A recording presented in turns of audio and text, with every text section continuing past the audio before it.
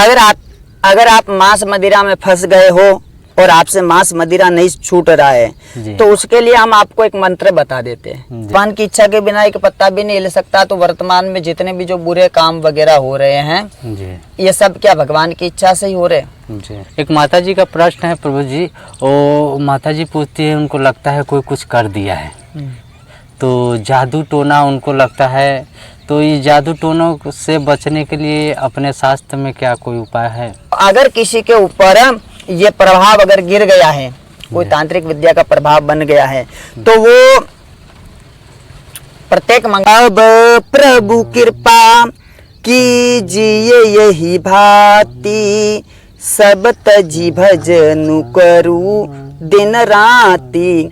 महाराज जी, एक माता जी प्रश्न पूछी थी कि हमारे बच्चे हमारे बात नहीं मानते हैं। रामायण का, गीता का, भागवत का कुछ ज्ञान नहीं सिखाएंगे, साधु संतों के पास उनको नहीं भेजेंगे, आचार्यों के पास नहीं भेजेंगे, राम कथा, कृष्ण कथा ये नहीं सुनाएंगे और उनको केवल वही विद्या सिखाएंगे। कौन सी? क से कबूतर, ख से खरगोश और ब से बकरी।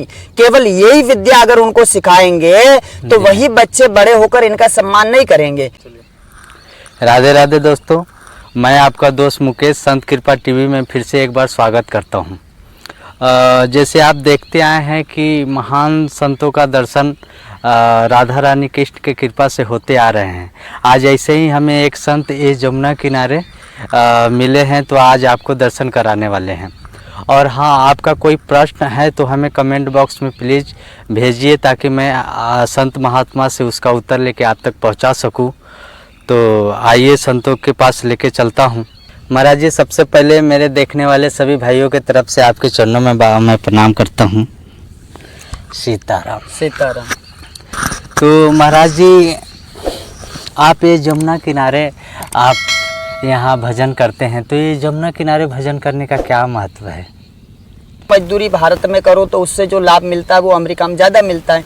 उसी प्रकार जो गाँवों में जो भजन किया जाता है उससे जो फल प्राप्त होता है उससे अधिक तीर्थों में प्राप्त होता है, और तीर्थों से अधिक फिर यमुना किनारे भजन करो उसका फल प्राप्त होता है। तो महाराज जी, हम कुछ प्रश्न हमारे जो वीडियो देखने वाले भक्त लोग हैं उनका है, तो मैं उनका प्रश्न लेना चाहता हूँ। बहुत सारे लोग पूछते हैं कि महाराज जी, जैसे घर की बहुएं हैं, बहुत सारे महिलाएं हैं, हमारी माता बहनें हैं जो तीर्थ धाम में नहीं जा सकती, गुरु के पास नहीं पहुंच सकती, यानी मूल उनका है कि गुरु मत लेने के लिए वो नहीं पहुंच सकती, तो क्या भजन करे कि उनका भगवत प्राप्ति हो? राम नाम जपे जी। जैसे कि बिना दीक्षा लिए? हाँ, बिना दीक्षा लिए राम नाम जपते रहे जी, और गले में तुलसी माला पहन ले जी, और राम नाम चलते चलते, बैठे बैठे, सोते सोते हरदम राम नाम जपते रहे, और राम नाम जपे पर प्रयास करे कि दीक्षा लेना है। जी जी। बिना दीक्षा लिए कल्याण नहीं होता। लेकिन हाँ, अगर किसी ने दीक्षा नहीं ली है तो बिना दीक्षा लिए भी वो राम नाम जपे, रामचरितमानस रामायण का अध्ययन करे, रामचरितमानस पढ़े, हनुमान चालीसा पढ़े, विनय पत्रिका पढ़े, और राम नाम चलते फिरते, उठते बैठते राम नाम जपते रहे। पर ये ना समझे कि हम केवल राम नाम जपेंगे, रामायण पढ़ेंगे, भागवत पढ़ेंगे, इससे हमारा कल्याण हो जाएगा। ये तो जपना है पर गुरु दीक्षा लेना है। जी जी। जब भी मौका मिले, जब भी मौका मिले, जब भी ऐसा योग बने, तब किसी संत के पास जाकर दीक्षा ले ले। पर अगर दीक्षा नहीं भी लिए है तो आज से, अभी से, इसी वक्त से राम नाम जपना शुरू कर दे। चलते चलते, बैठे बैठे, सोते सोते हरदम राम नाम जपे, और जब भी मौका मिले तब संत से दीक्षा ले। जी। तो महाराज जी, एक माता जी प्रश्न पूछी थी कि हमारे बच्चे हमारे बात नहीं मानते हैं। माता पिता का कर्तव्य है कि अगर संतान को जन्म दिया है तो उस संतान को शिक्षा दे। जी। कौन सी शिक्षा दे? भाव सागर से पार होने की शिक्षा दे। जैसे रामचरितमानस में गोस्वामी तुलसीदास जी ने लिखा है कि मात पिता बालकन बुलावई और उदर भरन सो धर्म सिखावई। उदर माने पेट। तो आजकल कलयुग में क्या हो रहा है कि माता पिता अपने बच्चों को केवल पेट भरने का धर्म सिखाते, पर मात्र अगर माता पिता सिर्फ पेट भरने का ही अपने बच्चों को धर्म सिखाएंगे, कोई रामायण का, गीता का, भागवत का कुछ ज्ञान नहीं सिखाएंगे, साधु संतों के पास उनको नहीं भेजेंगे, आचार्यों के पास नहीं भेजेंगे, राम कथा कृष्ण कथा ये नहीं सुनाएंगे और उनको केवल वही विद्या सिखाएंगे। कौन सी? क से कबूतर, ख से खरगोश और ब से बकरी। केवल यही विद्या अगर उनको सिखाएंगे तो वही बच्चे बड़े होकर इनका सम्मान नहीं करेंगे, इनका आदर नहीं करेंगे। इसके लिए वो क से कबूतर, ख से खरगोश, ब से बकरी, वो जो है ना, वो हो गया पेट भरने का धर्म। उससे पेट भरने का धर्म सिखा जाता है। लेकिन जो रामायण है, गीता है, भागवत है, इनसे पेट भरने का धर्म भी सिखा जाता है और भवसागर से पार होने का धर्म भी सिखा जाता है। इसके लिए माता पिता को बहुत जरूरी है कि बाल्यकाल में ही अपने बच्चों को साधु संतों के पास बिठावे, राम कथा कृष्ण कथा सुनावे। तो हम माताओं बहनों से यही कहना चाहेंगे कि आशा राम जी से करो, संतान से आस न करो, आशा राम जी से करो। आप ईमानदारी से अगर राम भजन करोगे ना तो राम जी आपके जीवन में आनंद करेंगे। संतान से आस न करो, आस राम जी से तो करो। महाराज जी का अगला प्रश्न और है। अरे हमें भाई लोग जैसे सत्संग सुन के पहले मांसाहार और शराब में फंस चुके हैं, तो बार बार लिखते हैं कि मैं प्रयास करता हूं भजन करने के लिए और नशा छोड़ने के लिए, ये मांस मदिरा छोड़ने के लिए, लेकिन मेरे से छूट ही नहीं रहा है। तो उसके लिए उनको क्या करना चाहिए? अगर आप मांस मदिरा में फंस गए हो और आपसे मांस मदिरा नहीं छूट रहा है तो उसके लिए हम आपको एक मंत्र बता देते हैं। जी जी। ये रामचरितमानस का मंत्र है जी। गोस्वामी तुलसीदास जी ने लिखा हुआ है, रामचरितमानस में मंत्र है। उस मंत्र को प्रतिदिन जी आप पवित्र अवस्था में, मतलब स्नान वगैरह करके, जब आप स्नान वगैरह किए हुए हो, स्नान किए हुए हो, धोए हुए वस्त्र पहने हुए हो, धोया हुआ वस्त्र हो और स्नान किया हुआ हो, उस समय में जो हम आपको मंत्र बता रहे, उस मंत्र का 108 बार जाप करो। जी। अगर प्रतिदिन आप 108 बार जाप करोगे तो बहुत बढ़िया रहेगा। जी। तो वो मंत्र अब हम बता रहे, उसको आप ध्यान से सुन के, उसको याद करके, उसका प्रतिदिन कम से कम 108 बार जाप करो। और कभी भी आप अगर मंदिर में चले जाओ, कभी भी आप मंदिर में चले जाओ, भगवान के आगे चले जाओ, तो भी इसी मंत्र को दोहराना। जी जी। ये रामचरितमानस की चौपाई है। जी जी। कौन सी चौपाई है? अब प्रभु कृपा कीजिए यही भांति, सब तजी भजनु करूं दिन राती। ये चौपाई है। इस चौपाई को मनुष्य सुनकर याद कर ले और याद करने के बाद पवित्र अवस्था में, स्नान किया हुआ हो, धोया हुआ वस्त्र हो, उस समय इस चौपाई का 108 बार जाप करे।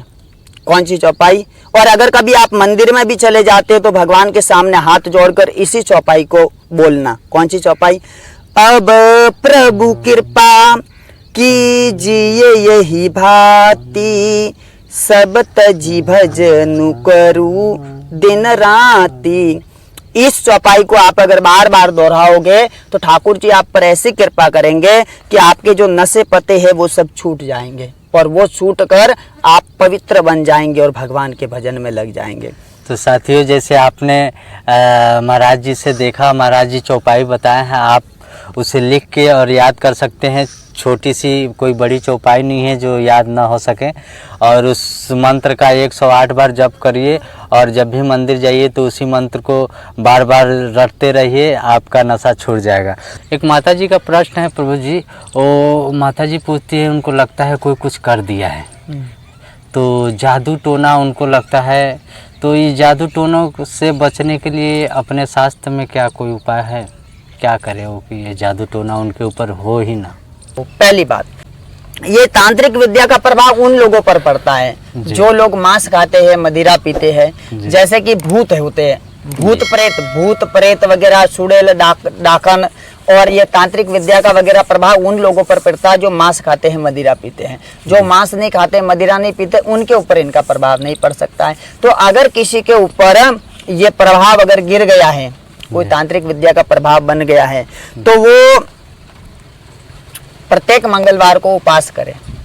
प्रत्येक मंगलवार को हनुमान जी का उपास करे, पवित्र रहे, मांस नहीं खाए, शराब नहीं पिए, कांदा लहसुन न खाए, हर मंगलवार को उपास करे।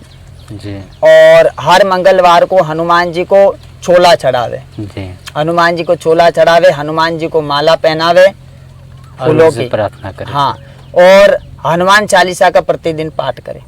जी। और महाराज जी जो हरि भजन करते हैं उनको तो ऐसा कुछ नहीं हो सकता। भगवान का जो भजन करते हैं, जी। जो भगवान के भजन में लगे हुए हैं, पवित्र है, शुद्ध शाकाहारी है, निरंतर भगवान के भजन में लगे हुए हैं, उनके ऊपर कोई तांत्रिक विद्या काम नहीं करती। तांत्रिक विद्या काम उन लोगों पर करती है जिन लोगों का खान पान अशुद्ध है। एक संत थे बहुत उच्च कोटि के, जी। जिनका नाम था स्वामी राम सुखदास जी। जी। तो स्वामी राम सुखदास जी को किसी ने कहा कि महाराज जी, हमने ऐसा सुना है कि भगवान की इच्छा के बिना एक पत्ता भी नहीं हिल सकता। जी। तो स्वामी राम सुखदास जी ने कहा बिल्कुल सही बात है, भगवान की इच्छा के बिना एक पत्ता भी नहीं हिल सकता। तो उन्होंने कहा महाराज अगर भगवान की इच्छा के बिना एक पत्ता भी नहीं हिल सकता तो वर्तमान में जितने भी जो बुरे काम वगैरह हो रहे हैं, जी। ये सब क्या भगवान की इच्छा से ही हो रहे? जी। उन्होंने कहा हाँ, सब भगवान की इच्छा से ही हो रहे। तो उन्होंने कहा अगर ये बुरे जितने भी काम हो रहे हैं सब अगर भगवान की इच्छा से हो रहे हैं तो बुरा काम करने वाले को पाप क्यों लगता है? अच्छा कर्म करने वाले को पुण्य क्यों मिलता है? जी। जी। और बुरा काम करने वाले को तो नरक क्यों मिलता है? अच्छा काम करने वाले को स्वर्ग क्यों मिलता है? जी। तो स्वामी राम सुखदास जी ने कहा देखो, उन्होंने कहा कि हम आंखों से जो देख रहे हैं, जी। जी। ये भगवान की इच्छा से देख रहे हैं। जी। अगर भगवान चाहते तो हमको जन्म से अंधा भी बना सकते थे। जी। जी। उन्होंने अगर जन्म से हमको अंधा बना दिया होता तो हम नहीं देख पाते। जी। तो हम देख रहे तो भगवान की इच्छा से देख रहे। जी। जी। पर आंखों से देखना क्या है वो मनुष्य के हाथ में। जी। जी। हम देख रहे हैं भगवान की इच्छा से। जी। भगवान ने अंधा बना दिया होता तो नहीं देखते। नहीं। तो देख रहे हैं भगवान की इच्छा से, पर देखना क्या है ये मनुष्य के हाथ में। जी। जी। जय उन्होंने कहा फिर कानों से सुन रहे भगवान की इच्छा से। भगवान ने बहरा बना दिया होता नहीं सुन पाते, पर सुनना क्या है ये मनुष्य के हाथ में। भाई आंखों से क्या देखना, रामलीला देखना, रासलीला देखना है कि फिल्म देखनी है, मनुष्य के हाथ में है। जी। जी। कानों से क्या सुनना है, भगवान का गाना सुनना है कि भगवान का भजन सुनना है कि फिल्मी गाना सुनना, मानव के हाथ में। जी। जी। भगवान ने जुबान दी है जिससे हम बोल पाते, भगवान की इच्छा से ही बोल रहे। भगवान ने गूंगा बना दिया हो तो कहाँ बोल पाते। पर इससे बोलना क्या है ये मनुष्य के हाथ में। भगवान ने हाथ दिए, इससे क्या करना, पैर दिए, इससे क्या करना, सब मनुष्य के हाथ में। तो उन्होंने कहा कि भगवान ने हमको शक्ति दे दी। जी। अब इस शक्ति का सदुपयोग करना दुरुपयोग करना मानव के हाथ में। अगर मानव इस शक्ति का सदुपयोग करेगा तो उसको पुरस्कार मिलेगा, जी। जी। इनाम मिलेगा, जी। और दुरुपयोग करेगा तो दंड मिलेगा। तो इस तरह भगवान की इच्छा के बिना एक पत्ता भी नहीं ले सकता। हम देख रहे भगवान की इच्छा से, सुन रहे भगवान की इच्छा से, पर इसका सदुपयोग करना दुरुपयोग करना मनुष्य के हाथ में। जैसे कि मनुष्य मांस खाता है तो मांस खाने वाले के ऊपर तांत्रिक विद्या प्रभाव करेगी, तो हनुमान जी की कृपा से ये सब दूर हो जाएगा। जी। हाँ। नहीं तो किसी पंडित जी को बुलाकर, कोई अड़ोस पड़ोस में कोई पंडित जी हो ना, तो किसी पंडित जी को बुलाकर घर में बजरंग बाण का पाठ करवा ले। जी। जी। बजरंग बाण का, अगर बजरंग बाण का पाठ हो जाएगा ना घर में, जी। जी। तो सारी शांति हो जाएगी। तो जी। जी। महाराज जी तो एक और छोटा सा प्रश्न है कि आजकल युवा पीढ़ी अपने धर्म से दूर होते जा रहे हैं और उनको धर्म की बातें सुनना भी अच्छा नहीं लगता, तो महाराज जी उनका कल्याण कैसे होगा? उनका कल्याण ऐसे है जी कि सबसे पहले तो उन मनुष्य को ये सोचना है जी जी कि हम है कौन है। जी है। जी जी भाई मनुष्य का अपना कर्म ही उसे सुख देता है, अपना कर्म ही उसे दुख देता है। जैसे वर्तमान में जो संसार है, इस संसार में देखो, संसार में ऐसा भी देखने को मिलता है कि किसी को कोई संतान नहीं है, बांझ है, लेकिन फिर भी उनका जीवन बड़ा आनंद में सुख में है। जी जी किसी को एक बेटा है फिर भी उसका जीवन बड़ा आनंद में सुख में।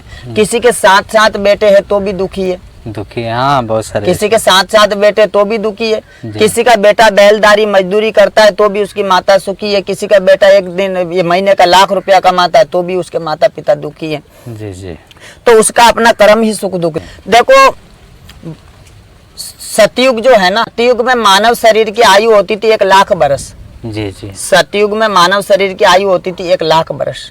जी त्रेता युग में मानव शरीर की आयु होती थी 10,000 बरस। द्वापर युग में मानव शरीर की आयु होती थी 1,000 बरस। और कलयुग में मानव शरीर की आयु बताइए 100 बरस। जी जी इसमें भी चरण होते हैं, चरण। जैसे कलयुग का पहला चरण, दूसरा चरण, तीसरा चरण, चौथा चरण। चरण चरण माने 4 हिस्से। जी जी जी जैसे कलयुग ये फर्स्ट चरण है, पहला चरण। जी जी जैसे मान लो अगर 12 महीने हैं, 12 महीने के अगर 4 चरण करेंगे तो 4 महीना तो तीन 3 महीना हो जाएगा, जी। 1 महीने का 1 चरण। जी। उसी प्रकार हर युग के 4 चरण होते हैं। तो जैसे कि कलयुग के 4 चरण है, तो कलयुग के पहले चरण में 100 वर्ष की आयु है मानव शरीर की, दूसरे चरण में 50 वर्ष की, तीसरे चरण में 25 वर्ष की और चौथे चरण में 12.5 वर्ष की कलयुग में। उसी प्रकार सतयुग में भी ऐसे ही आदि आदि। हम यही कहना चाहेंगे कि लोगों को बस यही सोचना है कि हमारा जो जीवन है ये शरण भंगुर है, जी। या हमारा मनुष्य शरीर कभी भी नष्ट हो सकता है। जी। इसके लिए उनको ठाकुर जी के भजन में लग जाए, मानस का अध्ययन करें, विनय पत्रिका का अध्ययन करें और भजन करें। जी जी आगे कोई और बात हो तो जी जी। तो आपसे बातें करके बहुत अच्छा लगा और आप कमेंट करके ज़रूर बताएं वीडियो कैसा लगा। और हाँ, आपका कोई प्रश्न है तो हमसे कमेंट बॉक्स में पूछ सकते हैं, जो हम साधु महात्माओं से उसका जवाब लेके आप तक पहुंचाए। तो फिर मिलते हैं किसी अगले वीडियो में अगले साधु के साथ। जब तक के लिए जय श्री राम।